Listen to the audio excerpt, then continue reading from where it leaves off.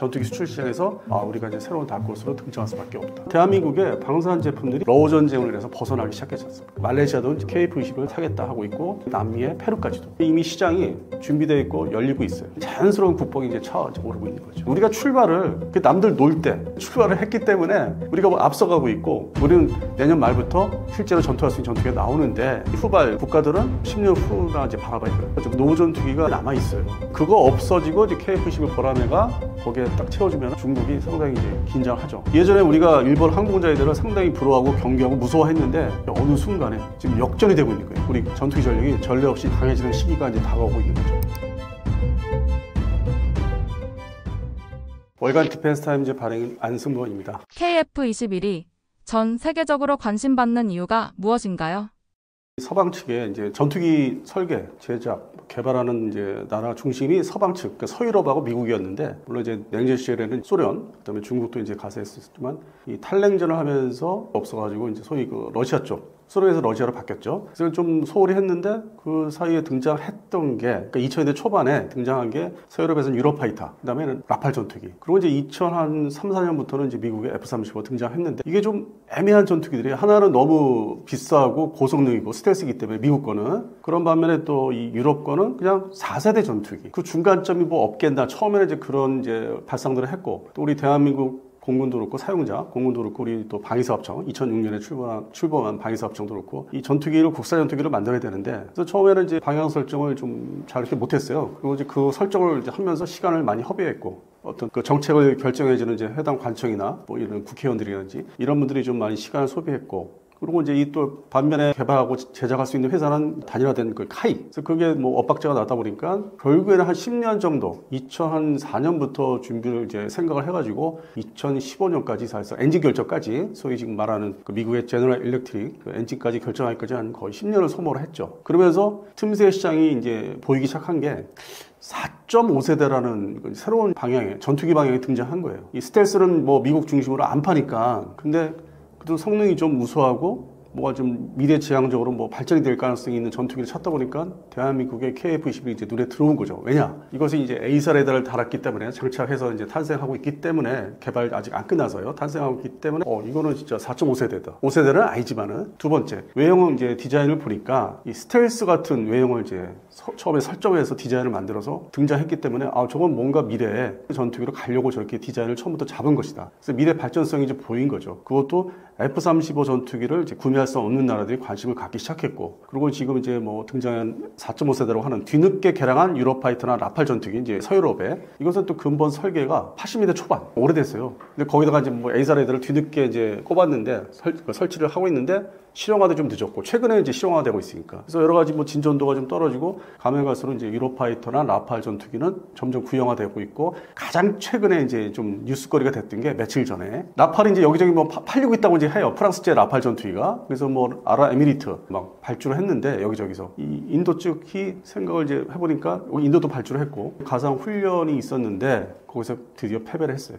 스텔스 전투기한테 발견도 못하고 이게 아니구나. 기존의 유로파이터 특히 라팔 전투기 이거 가지고는 앞으로 미래 2030년대 스텔스 전투기가 전 세계를 이제 지배할 텐데 대응이 안 되는구나. 발주를 했는데 전투기 시장에 너무 이제 고를 물건들이 너무 적다 보니까 근데 우리 것은 예정대로 스텔스까지 갈 지금 설계를 이제 준비를 하고 있기 때문에 그런 측면에서는 이제 아주 유망한 거죠. 이제 26년도 말에 이제 우리 공군에 인도할 초도 배치 기체들이 나올 예정인데 내년 말인데 그런 측면에서는 이제 미리 그 관심을 갖고 그 정보 요구를 하는 거죠. 이게 어느 정도까지 발전하고 어느 정도 시기에 가서 스텔스 전투기가 될 거냐. 그래서 정보 이제 요구를 많이 해서 많이 이제 홍보도 했고 알려도 줬고 물론 이제 비밀 자료는 이제 뭐 줄 수는 없지만은 뭐 이렇게 접할 수 있는 데서 많이 이제 관심을 이제 갖게 된 거죠. 그걸로 인해서 처음에 2015년도에 이제 소위 지금의 KF-21인데 그 당시엔 KF-X였어요. 이제 설계가 나오지 않았기 때문에 그 기체가 이제 엔진을 막 결정하던 시기였고 그때만 해도 저도 과연 잘 되겠느냐. 그 의심하던 시절이 저도 한 10년은 됐어요. 10년 전에 있었어요. 근데 지금은 전혀 이거면 되겠다. 진짜 수출 시장, 전투기 수출 시장에서 이제 다크호스로 기존의 전투기 개발 판매 업체에 비교하면은 우리가 이제 새로운 다크호스로 등장할 수밖에 없다. 최근 세계 방산 시장에서 유독 한국의 제품이 선택되고 있는 이유는 무엇인가요? 모든 군용 제품이든 일반 민수든 상품 자체가 뭐 이렇게 다양하면은 고를 수 있는 기회가 많은데 뭐 제한되어 있으면은 뭐 선택의 여지가 없잖아요. 그러니까 앞으로 전도 유망한, 특히 이게 지상 공격 능력도 갖고 어느 정도 스텔스 기능을 이제 좀 추구하는 쪽으로 가기 때문에 그때는 잘 될 것 같은 그런 벌써 오고 있습니다. 대한민국의 방산 제품들이 뭐 이 KF-21 전투기뿐만 아니라 K2 전차, K9 자주포가 20여 년 전에 다 이제 등장을 했는데 2003년도 4년도에 본격적으로 우리 이제 대한민국 내 육군 뭐 내수 육군에서 이제 대량 주문을 하니까 그렇게 해서 이제 좀 미련하게, 나쁜 말로 하면서 미련하게 이제 시작을 했는데 지금 이제 그 빛을 보는 거죠. 20년 만에. 왜 지금 이 20년이 세월이 흐르면서 유망한 물건이 됐냐. 2001년 9월 11일 그 미국 그 여객기 테러가 있지 않습니까? 그러면서 이 군사 무기 분야가 그거와 관련된 대테러 무기 쪽으로 집중이 됐어요. 개발과 상관없이 이런 헤비한 물건들 개발하고. 그래서 20년 동안 좀 미련한 것 같은데 그냥 밀어붙였으니까. 저도 뭐 10년 전, 20년 전만 해도 이게 과연 수출 시장을 나갈 수 있을까? 기껏해야 동남아 시장이나 멀리 가봤자 튀르키예 정도였는데 이제 러우 전쟁을 해서 벗어나기 시작했지 않습니까? 또 그것을 보고 있는 뭐 이제 그동안 고민을 못했던 뭐 말레이시아도 이제 앞으로 KF-20을 사겠다 하고 있고 저 멀리 남미의 페루까지도. 이제 그 전에 이제 F-50도 이제 뭐 발주도 하고 이제 그것도 흥미를 가지고 있기 때문에 그러니까 이제 뭐 하나는 좀 로우급 전투기라면은 하나는 하이급 뭐 엄밀히 말해서 미디어급인데 그들 입장에서 하이급으로서. 그래서 이게 이미 시장이 준비되어 있고 열리고 있어요. KF-21은 아주 뭐 관심을 가질 수밖에 없고 그런 이제 월간지나 다른 이제 플랫폼 가지고 이렇게 접근해 보면은 뭐 소위 뭐 조회수라는 것도 있고 그다음에 월간지 같은 거 판매잖아요. 잘 돼요. 다른 무기 체계들 하면은 뭐 좀 이렇게 인기가 덜하고 뭐 저도 이제 좀 KF-21을 이제 많이 아이템을 막 쪼개서 뭐 월간지에 낸다든지 그래도 그거는 또 관심들이 많아요. 그리고 일반적으로 사회적으로 열심히 뭐 일을 하면서 이런 걸 접근할 수 없는 그러니까 시간상으로 이제 어려운 분들이 있어요. 특정 직업을 얘기하기는 좀 그렇고 그분들이 KF-21 때문에 밀리터리 매니아가 됐다. 제가 많이 놀랐어요. 하다못해 뭐 이동하는 택시 안에서도. 그래서 이게 진짜 국뽕이구나. 물론 우리 폴란드에 수출하고 있는 뭐 K2 전차나 K9 자주포가 있는데 그것보다 더 단계가 더 높은 인기도. 그래서 이제 국뽕이라고 이렇게 한쪽으로 이렇게 배치가 했는데 이게 자연스러운 국뽕이 이제 오르고 있는 거죠. KF-21이 갖고 있는 기술적 특장점은 무엇인가요? 사실 엄밀히 얘기해서 KF-21에만 있는 기술력이라고는 할 수 없고 그 외부에 도움 없이 자력으로 다 뭐 개발을 했느냐를 따지는 거 그 내용이거든요, 실제로는. 이제 엔진은 뭐 다들 아시다시피 이제 미국제 제너럴 일렉트릭 F414 엔진을 이제 선택해서 그게 이제 면허 생산에서 장착이 되니까 그 부분은 제외하고 소위 전자주사식 에이사 레이더를 뭐 끄고서 이제 적기를 탐지하는 뭐 전자과학 장비, 뭐 일렉트릭 옵티컬, 그다음에 IR 센서, 저고도로 이제 적진 침투할 때 막 산을 이렇게 피해서 가는 우리 영화에서 보셨죠? 탑건에서 보시면은 탑건 2에서 그런 기능, 뭐 TF 기능인데 지형 회피하는. 그러면 이제 적 미사일을 쏘면 그 교란시켜서 딴 데로 가게 만들어야 되는 전자전 방해 장비. 그래서 이게 4대 장비를 우리나라 기술, 그동안 쌓아놓은 기술 가지고 개발을 단시간 내에 했다는 거. 상당히 드물 거죠. 선례도 있어요. 선례 국가가. 엔진까지 포함해서 다 자기들 걸로 기관포까지 해서 하는 나라가 있죠. 서방 측에서 프랑스. 라팔 전투기입니다. 전투기 개발 역사, 진입한 역사가 짧은데도 불구하고 이제 4대 핵심 장비를 다 개발하고 프랑스의 옛날 과정에 비교해서 프랑스가 한 50년 동안 쌓은 그 과정을 우리는 거의 뭐 20년 이내 건너뛸 수 있는. 그래서 그런 게 대단한 거죠. 빨리 진입을 하는 거. 물론 이제 요즘에 뭐 컴퓨터 공학이라든지 뭐 소프트웨어 문제 그런 게 이제 도움이 상당히 되고 있어요. 이게 소위 그 컴퓨터 공학, 소프트웨어 뭐 캐드 캠으로 이제 설계하는 그 부분이 또 있기 때문에 이 KF-21이 공학 때문에 좀 빨리 진입할 수 있었던 이제 많이 도움이 됐죠. 20년 사이에. 이전에는 뭐 생각할 수 없었던 건데 왜냐면 2000년대 이전에는 뭐 미국하고 공동 개발한 그 소위 그 훈련기, 초음속 훈련기 T-50, 물론 전투기형 버전은 F-50인데 미국의 도움을 받았어요. 그 이후에 그 기술을 잘 축적을 해서 이제 바로 우리가 독자 개발하는 전투기로 이제 올 수 있었던 것. 이게 과정도 되게 짧다. 저도 많이 좀 놀라고 있죠. 90년대는 이 생각을 못했어요. 이럴 거라고. 이제 97년도에는 지금의 그 한국 항공우주산업 카이죠. 삼성항공이 이제 주도 이런 걸 하는 업체였는데. 그때 당시에 보도자료를 이제 최근에 이제 뒤져가지고 발굴해서 보니까 일단 예측은 됐는데 나 그때는 안 믿었거든요. 96년, 7년도에. 근데 지금 다 실현이 되고 있더라고요. 카이로 바뀌면서 1999년 카이로 이제 통합되면서 회사들이. 다시 한번 놀랐어요. 이게 대한민국이 여러 분야에서 저력이 있다 하는데 특히 밀리터리 저력은 엄청나고 대단한 거예요. 이건 이제 뭐 방송을 위한 멘트가 아니라 그냥 자연스럽게 최근에 이제 막 올라오는.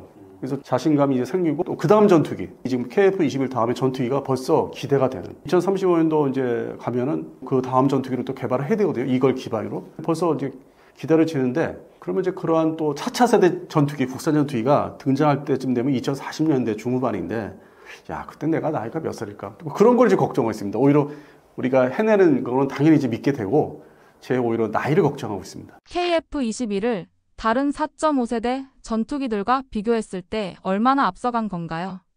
그 2010년대부터 이제 2019년 사이에 4.5세대 전투기를 이제 목표로, 그러니까 플랫폼 자체가 그 기획이 돼서 이렇게 시작한 그 사례가 거의 없다고 봐야 돼요. 좀 틈새 시장을 제대로 노리고 이제 시작을 했기 때문에, 그러다 보니까 이제 이 설계는 디자인, 외형상 디자인은 이제 스텔스 설계를 이제 어떤 느낄 수 있게끔 해놨는데, 그럼 내부에 무엇을 채울 것인가?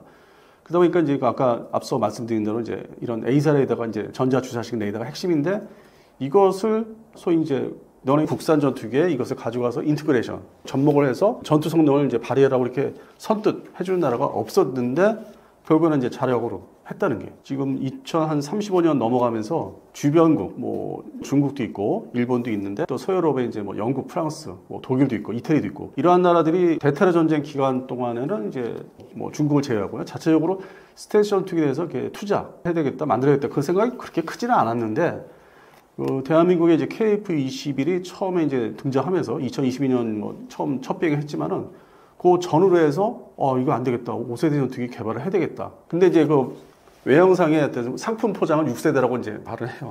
그렇게 바로 진입할 수 없는데, 6세대는 미국도 지금 서로 못 되는 분야인데, 그걸 건너뛰어서 할 수 없는데 상품 자체는 6세대라고 하면서 대한민국도 하는데 우리가 손 놓고 있다가는 밀리겠다. 그렇게 해서 이제 영국이 이제 여러 다국적 공동 개발에서 일본까지 끌어들였지만은, 뭐 GCAP라고 하는 전투기 3개국, 4개국 뭐 해가지고, 프랑스는 또 F카스라고, 독일하고 또 손잡고, 뭐 스페인이나 정도. 그게 다 이제 우리나라 이제 KF-21을 보면서 영향을 많이 줬죠. 물론 이제 미국의 F-35는 뭐 20여 년 전에 이미 등장을 했기 때문에, 그거는 이제 그냥 저게 뭐 제대로 뭐 스텔스 성능이 나오겠어, 아니면 이렇게 제대로 뭐 비행을 하겠어 하는 게 이제 어떤 좀 비꼬는 식으로 이제 했는데, 이 KF-21을 보면서 적극적으로 나서게 된 거죠. 이제 일본도 그렇고, 일본도 막 서둘러서 이제 영국 가서 이제 이태리하고 손잡고 지금 공동 개발에 이제 본격 진입을 이제 하고 있는데, 근데 문제는 우리가 출발을 남들 놀 때 출발을 했기 때문에 우리가 뭐 앞서가고 있고, 또 이게 선진국인데 이 후발 국가들은 그렇게 해서 이제 실용 전투기를 서둘러서 내놔봤자 2035년입니다. 만 10년 이후에요. 우리는 내년 말부터 실제로 전투할 수 있는 전투기가 나오는데, 그들은 이제 뭐 10년 후나 이제 바라봐야 되는. 뭐 프랑스 같은 경우는 더 걸릴 것 같아요. 근데 걔네들이 헤매는 게 있어요. 서로 이견차도 있고 해서 그거를 역사적으로 전투기 개발사에서 많이 보여줬기 때문에, 그런 면에서 우리가 상당히 지금 앞서가고 있어요. 출발을 빨리 한 거예요. 근데 이제 스텔스 전투기를 지향을 하는데, 그 목표로 했는데, 그걸 대놓고 얘기하면은 이게 뭐 견제가 들어올까 봐 그 얘기를 꼼꼼 숨기면서, 근데 이제 그러면은 왜 외형상 스텔스냐, 그게 아니라 내부 무장창, 핵심이 되는 내부 무장창, 이거에 대한 거는 이미 그 그림을 2018년도에 이미 공표를 했었어요. 이거를 지금 여러 매체에서 그걸 아주 대놓고 지금 뭐 홍보를 하고 있지 않은데, 그러니까 처음부터 스텔스를 사실 속에다 마음속에 생각하고 이제 시작한 전투기이기 때문에, 이제 그러한 게 저 서유럽에 이제 많은 영향을 줬죠. 대한민국 기술보다 앞서는 쪽으로 해서 좀 더 새로운 기술을, 소위 6세대 들어갈 만한 기술을 몇 가지를 차용을 해서 넣으면은 최소한 5.5세대, 뭐 5.8세대 실제적으로 그런 거를 하고 있는데, 물건이 아직 안 나왔으니까, 그러면서 우리가 참 시기를 잘 잡았고, 물론 이제 그거를 처음에 기획할 때는 고민을 많이 했는데, 뭐 서로 이제 논쟁도 많았고 했는데, 이게 하여튼 뭐 성공적인 방향으로 가고 있고, 그 사이에 지금 이제 2022년에 첫 비행을 했는데, 우리가 아는 그 사고, 그러니까 뭐 소소하게 뭐 급히 뭐 착륙을 해야 되는지 뭐 이런 건 있을지언정, 물론 이제 발표는 뭐 그런 건 이제 언급을 안 하는데, 뭐 대표적인 사고 사례도 없고, 그러니까 순조로운 거예요, 개발이. 그러니까 해외에서 볼 때는 어떻게 전투기 난이도가 있는 전투기 개발할 때 소소한 어떤 사고들이 많을 텐데 어떻게 저렇게 문제없이 하느냐. 그것이 이제 그들한테는 상당히 이제 놀라운 거죠. 그리고 뭐 앞으로도 없길 바라면서 또 없을 거라 보고 있고. 그래서 지난번에 방위사업청에서 이제 한번 자랑스럽게 발표했죠. 일천의 뭐 소티, 일천의 뭐 비행을 무사히, 무사고로 잘 했다. 이제 홍보하는 건 중요한데, 우리 관청에서 좀 더 비행을 한 상태에서 좀 발표를 했으면 좋았을 텐데 하는 아쉬움이 있죠. 너무 좀 성급하게 자랑을 한 거 아닌가. 그런 면은 없지 않아 있습니다. 중국이나 일본은 KF-21에 대해 어떻게 반응하고 있나요?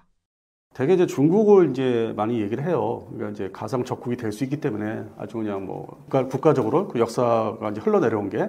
근데 저는 이제 중국은 이제 당연한 거고, 그쪽에서 우리 이거에 대해서 이제 뭐 견제, 경계, 공군의 전투기의 어떤 그 질적인 측면에서 상당히 이제 아주 탄탄해지는 거거든요. 그러니까 저급한 로우급 전투기가 다 사라지게 하는 효과도 있고, 최소한 미디엄급, 그 다음에 하이급으로 이제 똘똘 뭉친 전력이 되기 때문에 400여 대. 그게 효과를 이제 볼 수 있는 게 2030년부터. 이제 바로 앞에 있는, 우리가 이제 뭐 해외 여행을 할 때 이 중국 갈 때 비행기 타보면은 뭐 1시간 거리잖아요.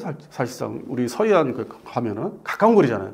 그러면 전투기 속도로 따지면 더 빨리 뭐 1시간이 아닌 초음속을 안 내더라도 일반 고암속으로 내더라도 뭐 한 4, 50분이면 그냥 뭐 이렇게 서로 진입할 수 있는. 그러니까 뭐 베이징 북경의 후방에 있는 뭐 전투기 기지들이 이 정도로 가까운 나라이기 때문에 대한민국 공군이 북한 상대로 그것만 이제 그동안 해왔는데 자기들한테도 견제가 되는. 아직은 25년 2월 현재 아직은 로우급이라고 해서 좀 성능이 아주 뭐 안 좋은 전투기, 노후 전투기가 또 지금 61대 남아 있어요. 근데 이거는 조만간 이제 KF-21 보라매 전투기가 양산되기 시작하면 이제 없어질 건데. 근데 뭐 저는 이제 개인적으로 이제 그 빨리 당장 버려야 된다 이제 그런 생각도 있지만 어쨌든 뭐 이 공군의 행정이라든지 합참, 국방부에 또 계획이 있으니까 한 2, 3년은 더 기다려야 될 것 같고. 그래서 그거 없어지고 이제 KF-21 보라매가 거기에 딱 채워주면 중국이 상당히 이제 긴장하죠. 미국 입장에서는 이게 한미연합 공군 전력이기 때문에 만약에 유사시에 동북아에서 뭐 3차 대전 규모의 전쟁이 난다. 뭐 대만 양안 사태, 뭐 북한이 또 동시에 도발하고 전쟁이 일으킨다면 미 공군, 미 해군, 해병대, 항공전력의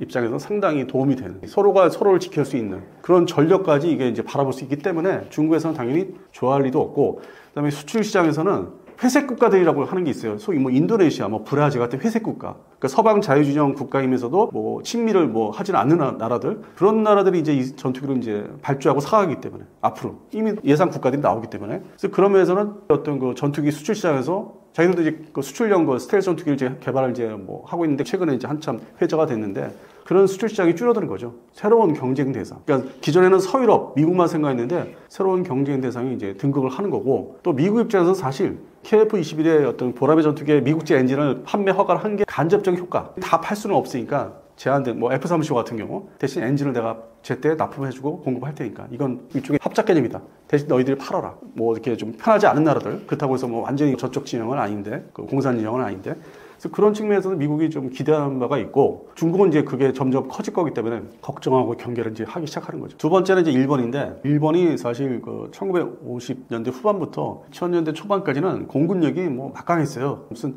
자위대라고 그러죠. 항공자위대인데 말 그대로 뭐 쳐들어간다는 목적이 아니라 들어오는 거는 다 내가 수비할 수 있고 막을 수 있다. 그런 그 공군의 전투기 전력으로서 미국이 좀 키운 게 있어요. 너희들이 쳐들어가라는 의미가 아니라 들어오는 전투기 다 막아라. 그래서 그 전력이 미국이 판매해서 면허 생산한 F-15J 전투기. 그게 뭐 201대까지, 201대까지 만들어서 면허 생산해서 배치를 했는데 세월이 흘러서 소위 그 20년 대테러 전쟁 시작된 시점부터 이게 노후 전투기로 분류됩니다. 이게 이제 미국 공군에서 사용하는 전투기인데, 미국 공군에서는 F-15C/D 이글 전투기인데 미 공군 지금 조만간 다 퇴역시켜요. 올해 기준으로 그 정도로 이제 구형 전투기가 돼버렸어요. 예전에 우리가 일본 항공자위대를 상당히 부러워하고 경계하고 무서워했는데 어느 순간에 지금 역전이 되고 있는 거예요. 거기에 이제 결정타를 날리는 게 KF-21 보라매. 이제 배치돼서 운영하면은 일본도 뭐 외형상으로는 이제 뭐 이 공산 진영을 이제 상대하기 위해서 한미일 뭐 연합 훈련도 하지 않습니까? 그런 면에서는 뭐 잘 됐다 하는데 속으로는 상대적으로 되게 이제 좀 못마땅, 편하지 않은 그런 이제 상황으로 이제 점점 한 해가 갈수록 1년 단위로 갈수록 이제 불편해지는데, 그러다 보니까 지금 자기들이 그 영국 가서 이태리하고 이제 공동 개발한다는 GCAP 이제 급해지게 된 거죠. 근데 뭐 앞서 말씀드렸다시피 그 물건이 양산 배치돼서 초도 제품이 나오려면은 빨라야 2035년. 그 사이 우리는 이미 KF-21 보라매 120대 생산은 다 끝나서 운영을 한참 하고 있고, 이제 숙련도가 높아지죠. 조영사들이 운영하는 부대나 지휘관들이. 그래서 이제 또 한편은 저는 이제 기대하는 게, 그러면 그 다음 전투기, 소위 KF-XX가 이제 또 우리가 기획이 될 시점이고, 이게 참 그 서방 측의 서유럽 국가나 일본 입장에서는 미미한 뭐 반발짝, 한 발짝 뭐 늦게 된 그 기획 자체도 그런 측면에서는 좋아하지는 않죠. 중국은 이제 또 실제 전쟁을 이제 서로 할 수도 있기 때문에 공주전을, 그런 측면에서는 기대가 이제 되는 거죠. 실제 전력 측면에서 보면은 이제 좀 지금보다는 좀 강해지는, 우리 전투기 전력이 전례 없이 이제 강해지는 이제 시기가 이제 다가오고 있는 거죠. KF-21 수출이 국내 방위 산업에 미친 경제적 효과가 상당하다는데 어떤 내용일까요? 그 이제 전투기 KF-21 보라매 전투기 생산하는 이제 업체가 이제 카이인데, 그냥 꾸준해요. 왜냐면 기존에 수주 발주를 받아서 그거 이제 만들기 바쁘기 때문에, 그거 다음으로 이제 넥스트 다음으로 이제 KF-21 보라매를 주문을 받아서 생산이 이어지는 거기 때문에 그냥 평균치로 이렇게 쭉 갈 수 있어요. 안정적으로. 뭐 급격히 회사가 뭐 커진다든지 수익이 막 남는다든지 그럴 거라 보지는 않고 그냥 안정적으로 한다는 거. 우리 생산업체는 전차 업체, K2 전차. 사실 러우 전쟁 나기 전에 폴란드 발주에는 회사가 망할 뻔했어요. 뭐 국내 수주도 안 되고 파워팩 문제도 있었고 러우 전쟁 터지면서 갑자기 회사가 살아난 거죠. 제가 이제 미팅이 있었습니다. 그 업체들하고. 그래서 물어봤어요. 남는 건 없죠? 아, 예, 없습니다. 망하기 일보 직전에 회사가 빚진 게 갚느라고 지금 그 이익이 좀 들어오기는 있는데 그동안에 밀린 빚, 그거 갚느라고 좀 정신이 없습니다. 그래서 그냥 안정적으로 이제 좀 이렇게 자리를 잡으려고 노력하는 측면이 좀 강합니다. 이제 전차 회사고요. 그다음에 자주포 회사는 진짜 실제적으로 이익이 많이 남는데 모체 회사가 그 자기들 계열사 중에 케미칼, 제가 이제 하나 말씀드리는 거예요. 그래도 뭐 이렇게 안정적으로 왔다가 최근에 뭔가 적자로 돌아선 게 있어요. 뭐 대내외 환경 때문에 적자나면 또 메꿔야 되잖아요. 그럼 그 불을 끈다고 해서 K9 자주포 파는 그 이익금, 그 캐시 현금 가지고 이렇게 글로 해주고 돌려주고 뭐 여러 가지 방법이 있겠죠. 뭐 계열사 또 뭐 통제하는 것도 있으니까 또 뭐 국가적으로 아니면 사회적으로 어쨌든 그거를 그쪽으로 쓰고 있기 때문에 제가 봤을 때 방산업체들이 이게 러우 전쟁 뭐 터져가지고 뭐 남의 불행이지만 만 3년 4년짜 이렇게 접어들기 때문에 정말 뭐 안정적으로 뭐 미국의 방산업체나 뭐 서유럽의 아주 대표적인 방산업체만큼 제대로 남는 상황은 아니라고 봅니다. 안정적으로 앞으로 가자. 지금 뭐 우리 말씀 주신 대로 어떤 이제 새로운 그 대상국을 개발을 하자. 그러려면 새로운 제품이 있어야 되잖아요. 그래서 거기에서 제일 선두주자 물건이 전차나 자주포가 아니라 전투기가 됩니다. KF-15 보라매를 아주 이렇게 따끈따끈한 물건을 이제 향후에 가까운 미래에 이제 사면서 발주하면서 아, 또 다른 거 살 거 없나? 이게 들여다보면 이제 아, 전차. 우리가 이제 쇼핑 물건 살 때 이게 마음에 들면은 또 자기가 어떤 돈이 더 있으면은 다른 것도 추가적으로 이렇게 더 욕심이 생기는 게 있어요. 또 효과가 있어요. 그래서 전차 자주포가 되려 이제 보라매 수출, 전투기 수출이 잘 되면서 좀 더 이렇게 더 팔리지 않을까. 그러다 보니까 또 해당되는 자주포 업체들도 이게 모든 물건은 똑같아요. 일반 민수 물건처럼 그것도 좀 개량된 거를 자꾸 내놔야 돼서 그게 뭐 혁신적인 개량은 아니에요. 물론 이제 뭐 K9 A3라는 무인화 자주포를 이제 했는데 그거는 뭐 시간이 좀 더 걸릴 것 같고 일단 당장 눈앞에 있는 거는 이제 2026년 말에 실전 배치하는 전투기 보라매가 나오면서 지금보다는 뭐 새로운 대상국이 좀 늘어날 것 같은. 그래서 뭐 우리 말씀 주신 대로 뭐 사우디아라비아는 뭐 다른 뭐 우리 방산 제품 사가지만은 전차, 전투기 뭐 전차 지금 얘기가 있어요. 뭐 된다 안 된다 뭐 가짜 뉴스다 진짜 뉴스다 이제 있는데 전투기까지 사우디아라비아가 이제 발주할 수 있는. 사우디아라비아는 미국제, 영국제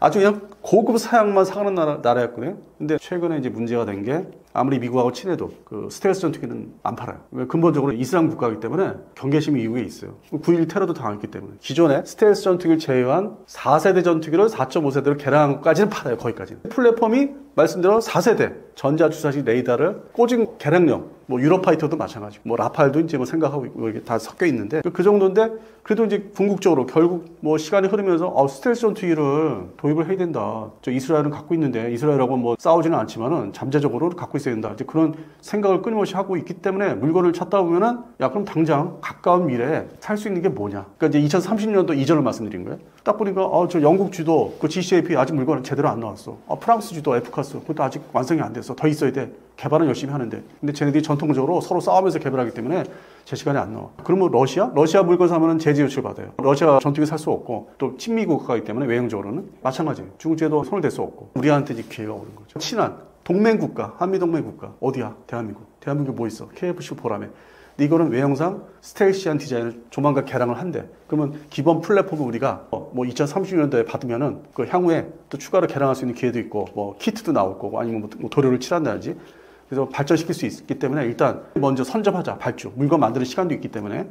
그런 측면에서는 조만간 이제 이게 상사가 될 수 있다. 그래서 이게 좀 전망이 상당히 좀 밝아요. 그러니까 기존에 전차 자주포가 이제 어느 한계점에 수출이 이제 이렇게 머무르면은 전투기가 이제 그 대신 이제 치고 나오면서 다른 물건도 이제 더 들여다볼 수 있는 맞물려서 상호제 효과가 나는 그런 부분에서 좀 기대를 좀 하고 있습니다. 그동안에는 사실 그런 생각 못 했는데 이게 이제 불과 2, 3년 사이에 발전된 방향이 좀 긍정적으로 기다리고 있습니다. 그래서 하루하루 시간 가는 거, 뭐 한 달 가는 거, 왜냐? 보람에 실전 배치 전투기가 나오는 시기가 다가오기 때문에. 지금은 이제 개발이 완료된 건 아니에요.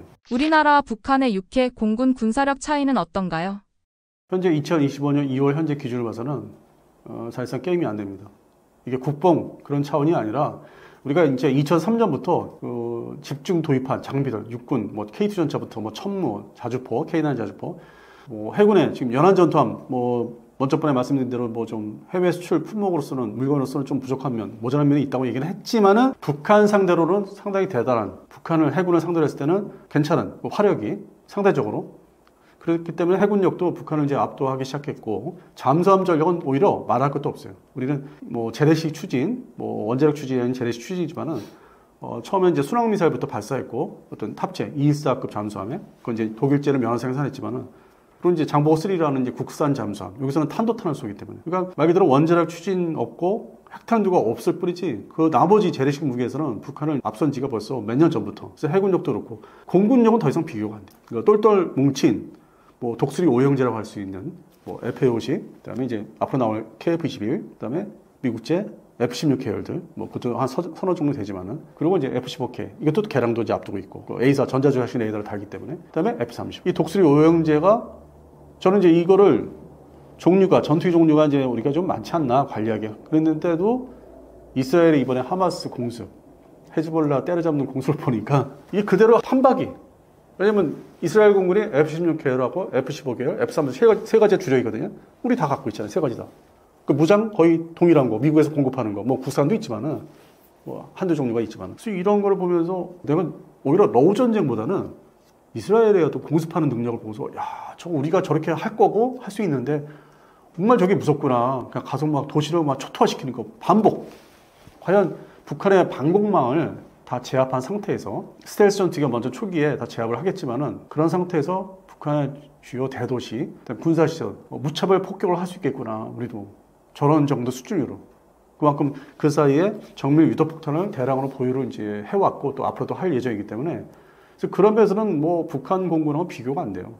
이게 1970년대, 뭐 90년대까지만 해도 이거를 뭐 생각을 할 수 없었는데 역시 이 계기가 된 게 발전, 어떤 시작이 된 시점은 자주국방 그 어떤 방위산업이 이제 본격적으로 이제 그 시작된 게 90년대, 소위 그 삼성항공이 시작해서 카이로 넘어오면서 KF-16 이 전투기를 면허 생산을 대량 하면서 이때부터 서서히 이제 우리가 안정적 공군의 전투기 전력도 안정적으로 갖고 F-15K 연속으로 도입을 했고 또 쉬지 않고 F-35 거기다가 KF-21까지 아주 뭐 노력을 뭐 숨도 안 돌리고 했기 때문에 공군 전력은 뭐 세계 최고 수준 뭐 탑5에 들어가는 그리고 입증을 한 게 다시 말씀드려서 이스라엘 공군이 이번에 했던 모습 보면 그대로 우리가 동일하게 할 수 있고 또 우리는 또 미공군 한미연합공군 전력이기 때문에 뒤를 또 미공군이 또 전자전기라든지 여러 가지 받쳐줄 수 있고 이스라엘은 혼자 했지만은 그런 측면에서 육해공 전력, 해병대 전력 포함해서 이 재래식 전력은 무기 체계부터 어떤 조직 체계, 뭐 각종 사령부, 또 그런 한미연합 체계들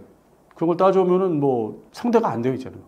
그리고 북한군의 뭐 재래식 전력 중에 뭐 병력이 중요하겠지만은 우리가 뭐 병력 자원이 감소되면 북한은 마찬가지예요. 상대적으로. 근데 상대적으로 쟤들이 좀 더 뭐 100만 정도 키웠다고 하는데 걔들도 줄은 건 마찬가지고 발표를 안 할 뿐이지. 그래서 그런 측면에서는 이제 문제가 없는데, 그래서 우리가 이제 뭐 전쟁이 이제 뭐 발발해서 우리가 뭐 치고 올라간다. 그러면 예를 들어서 뭐 가상이지만은 뭐 평양 앞까지 갔다. 그러면은 북한 입장에서는 자기들 야 뭐 내가 좀 있으면 뭐 히틀러처럼 그런 위협을 이제 죽겠구나 하면은 이제 너 죽고 나 죽고 뭐 그게 이제 핵무기죠. 핵포탄. 그게 이제 남아 있는 거죠. 그러니까 그 부분이 우리가 이제 어떤 좀 언밸런스한 핵무기하고 이제 그 투발수다. 뭐 각종 탄도탄 여러 종류의 그다음에 장거리 대구경 방사포. 요게 좀 위협이 될 뿐이지 나머지 전력은 저도 이거를 소위 뭐 이런 유튜브 방송을 이제 하면서 처음에는 뭐 별 이렇게 깊이 생각을 안 했는데 최근에 들여다보니까 대조를 해봤어요. 정밀하게 데이터를 더 이상 비교가 안 돼요. 물론 이제 그걸 사용하는 우리 대한민국 국군의 어떤 정식력 그다음에 실제 유사시에 얼마큼 조직적으로 움직일 수 있는 그 어떤 그런 이제 그거는 남아 있는데 그냥 외형적으로 무기의 어떤 체계별로 장르별로 보유한 걸 보면은 더 이상 뭐 비교가 안 된다. 그러니까 북한이 그러다 보니까 핵탄두, 탄도탄, 그다음에 대구경, 장거리 방사포 여기에 집중 투자하는 게 나머지 분야를 투자해봤자 표시도 안 나고 그 기술력이 안 되니까 그냥 너 죽고 나 죽자 하는 그런 심정으로 거기에 집중하고 있는 거예요 지금. 들어오지를 마라. 들어오면 그냥 같이 죽는 거야. 뭐 이런 개념으로 지금 소위 이제 대결을 하고 있는 거죠 남북한이. 북한이 우리나라에게 가장 두려워할 만한 명품 무기는 무엇일까요? 처음에 이제 개전 초기에는 아무래도 공군의 F-35 스텔스를 비롯해서 우리 공습 능력, 그다음에 주한 미공군의 공습 능력, 그다음에 주일 미공군, 미해군 해병대의 그 전투기 전력 이게 다 동원되기 때문에 대만의 양안 사태 때도 얘기 나왔지만 이 중국도 그렇고 이 북한도 그렇고 자기들이 선제 공격에서 뭐 제압을 이제 먼저 하고 시작해야 되는 입장인데 걔들 입장에서는 이제 믿을 게 탄도탄 뭐 중국도 포함한 순항 미사일 뭐 북한은 또 대구경 장사정 대구경 방사포 그래서 우리의 공군력을 비교가 안 돼. 그걸 제일 현재 무서워하고 있고, 북한에서 뭐 탄도탄 실험을 좀 어디로 동해안에 쐈다. 뭐 단거리, 중거리 막 쐈다 하면은 우린 바로 전투기 폭격에 뜨잖아요. 그게 일반 기사로 나오는데 특히 2024년도에 저도 많이 놀랐어요. 아니 하루가 멀다 하고 이 연합전력이 뜨는데 그게 이제 입장을 바꿔놓고 북한에서 보면은 상당한 위협이 되겠더라고요. 언제 갑자기 들어올지 모르니까. 그리고 그 시간에 24년도 시간에 이스라엘 공군이 하나의 사례를 보여주고 있거든요. 야 미국제 전투기가 이렇게 가서 정밀 유도 폭탄을 갖다 뿌리는데 이거 살아남을 것 같아? 그냥 건물 다 무너지고 그냥 초토화되는데 그걸 이제 이스라엘을 보면서 그러니까 자꾸 뭐 우크라이나 뭐 드론 전쟁을 얘기하는데 그건 상당히 저게 일부분이에요. 그리고 근거리 전투 뭐 중대급 전투 뭐 이런 뭐 크게 봐서 대대급 이런 걸 자꾸 이제 뭐 유튜브 쪽에서 나오는데 진짜 무서운 거는 이스라엘의 공습 능력이 우리도 똑같이 그만큼 갖고 있고 대수로 숫자를 더 갖고 있다는 거. 그래서 북한에서는 대한민국 한미 연합전력, 공군전력 그걸 무서워하고 있고 그러면 이제 또 전쟁이 이제 중반으로 흘렀지 않습니까? 그럼 이제 땅 따먹기 싸움을 또 해야 되잖아요. 그럴 경우에 평양을 올라올 수 있는 전력이 뭐냐? 아주 마치 2차 대전 때 나치 독일의 어떤 전격전 같은 그 기갑전력. 그게 우리나라 육군의 7기동군단. 그들의 임무는 육군의 7기동군단의 임무는 무조건 평양까지 올라가야 되는. 뭐 2003년, 4년도 얘기했던 처음 얘기 나왔던 뭐 청천강까지 올라가야 되는. 그게 이제 실제 현실적으로 눈앞에 이제 적이 등장하는 거죠. 공습이 아니라 이제 막 폭탄이 떨어지는 게 아니라 전차가 막 흑표 전차가 앞에 눈앞에 등장하는. 그래서 그 부분은 제일 무서워하고 물론 이제 해군 전력도 뭐 탄도탄 쏘고 하는데 그거는 이제 저쪽 올라가서 뭐 저쪽 청진이나 저쪽에 동해안 쪽에 주요 이제 북한의 전략 시설은 이제 조용히 때리는 거고 해군의 임무는 이제 똑같이 하지만 공군처럼. 근데 눈에 보이게 해서 상당히 위협감을 느끼는 거는 평상시에는 공군 전력, 그다음에 끊임없이 보여주는 육군의 기동군단의 훈련, 사격 훈련.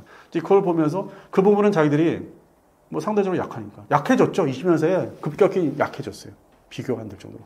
다 그게 돈인데, 다 돈과 조직력인데. 그래서 지금의 상황은 북한은 이제 비대칭 무기, 소위 핵탄두 그런 이제 탄도탄 중심의 비대칭 무기에 중심 투자를 한 거고 20년 사이에 우리는 기존의 재래식 전력에 올인하고 투자하다 보니까 덤으로 수출까지 잘 되는 거예요. 알아주는 무기가 된 거야 지금 시점에는.